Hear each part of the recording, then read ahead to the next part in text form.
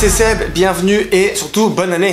Alors si vous êtes comme moi et que vous suivez la série Game of Thrones, eh bien vous savez déjà peut-être que la série va reprendre en 2019, c'est une bonne nouvelle.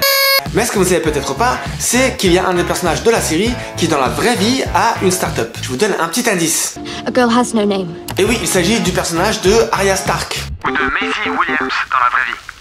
Bon déjà j'avoue je suis tombé dessus vraiment complètement par hasard. C'est tout simplement en écoutant le dernier épisode du podcast de Kevin Rose que j'ai appris ça. Alors Kevin Rose, pour ceux qui ne sont pas forcément familiers avec lui, c'est un peu une célébrité du monde de la start-up. C'était notamment le fondateur de Digg. Digg, si vous vous en souvenez, c'était un petit peu un des pionniers dans le web 2.0 qui était très similaire à Reddit.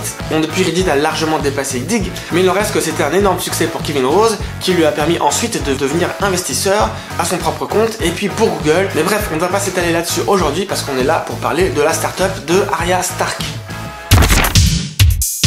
Donc ce qui est assez marrant, c'est qu'elle a commencé la série assez jeune, parce qu'elle avait que 12 ans quand elle a commencé à tourner dans Game of Thrones. Et aujourd'hui, alors que la série se termine, puisque 2019 ça va être la dernière série produite pour Game of Thrones, après c'est fini, eh bien elle a 21 ans. Donc c'est quand même assez jeune pour lancer une start-up, mais en même temps c'est vraiment smart de sa part, parce que maintenant que la série est terminée, elle n'est pas obligée de tout miser sur sa carrière d'actrice. Même si elle ne retrouve jamais de rôle aussi intéressant que Game of Thrones, eh bien peut-être qu'elle pourra se replier sur sa start-up, son business, dans le futur, plutôt que de sa carrière d'actrice. Enfin, on va pas s'enflammer non plus, la start-up vient juste d'être lancée, donc c'est pas dit du tout que ça marche, mais je trouve l'histoire assez intéressante pour qu'on en parle un peu aujourd'hui.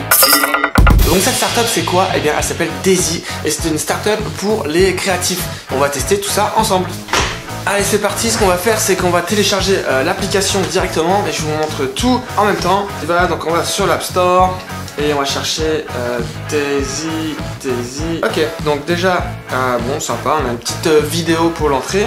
Très bien, donc on va sign up. Et c'est parti. Qu'est-ce qui m'intéresse? La photographie, la musique, les films, l'art, le fashion, la littérature. Alors je vais mettre photographie, film et puis musique. Donc on a un feed un peu comme Facebook ou Twitter, sauf qu'il y a ces deux colonnes plutôt qu'une.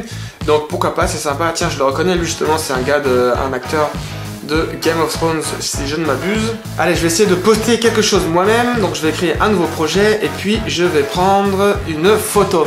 Voilà, comme ça, je vais prendre ça. Comme ça, vous allez voir un peu l'envers du décor.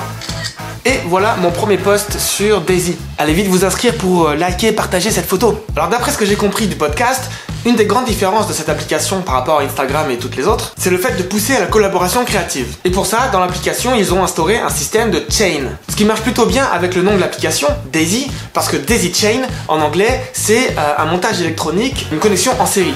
Bon, peut-être que le nom a été aussi influencé par le prénom de l'actrice, Maisie Williams, Daisy, Maisie. Sachant qu'en plus, ils ont réussi à choper le nom Daisy.com, ce qui est vraiment pas mal parce que des noms courts comme ça pour les avoir, c'est pas évident. En termes de branding et de nom d'application, honnêtement, je pense qu'ils sont bien placés. Mais donc, pour repartir sur cette histoire de chaîne, l'idée c'est lorsque un artiste poste quelque chose sur la plateforme, eh bien les autres vont pouvoir s'en inspirer et proposer de collaborer. Par exemple, un écrivain qui va poster des poèmes et un musicien qui arrive derrière qui dit hey, j'aime bien tes poésies, j'aime bien tes textes, est-ce que ça te dirait que j'en fasse une chanson? Et derrière, il y a un graphic designer qui arrive et qui dit hey, j'aime bien ce que vous faites, est-ce que je peux proposer des illustrations pour illustrer vos chansons? Et ainsi de suite, ça fait une belle chaîne de projets collaboratifs jusqu'à arriver à un produit final. Perso, j'aime beaucoup l'idée, c'est quelque chose d'assez créatif et surtout ça permet de dégager une certaine valeur, de construire quelque chose, ce qui n'est pas forcément le cas des applications comme Instagram et autres qui sont purement basées sur le beau, l'esthétique, l'ego.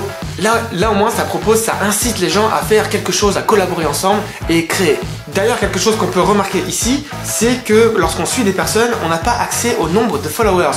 Donc il n'y a pas de métriques de ce côté-là, ce qui est intéressant parce qu'on ne va pas juger la valeur du travail en fonction de la popularité de l'artiste, et ça c'est plutôt une bonne chose.